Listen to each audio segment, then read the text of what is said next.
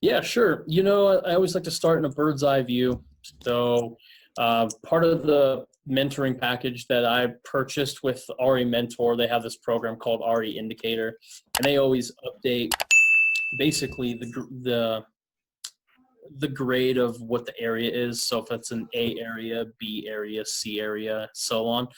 And so that's just one indicator. I don't take it for everything it's worth, but I start there and then I start working. There's a website called niche.com that I really like. It usually breaks everything down, not just from cities, but zip codes, other submarkets.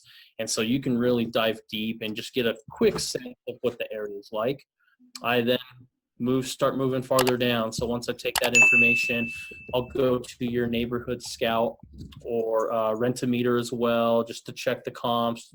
Just like I said, you're just trying to get a feel for what the area is like, and then just start going deeper and deeper to the point where you're getting maybe a CoStar report. So if you know somebody that has CoStar, I try to, be in really good agreements with them, and hopefully we're doing deals together. So it's like, hey, if you can get a CoStar report, great. If not, Marcus and Millichap has some really good reports.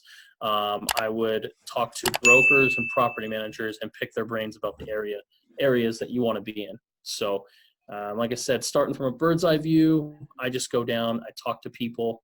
I like to talk to investors that are investing there, just to get a good sense.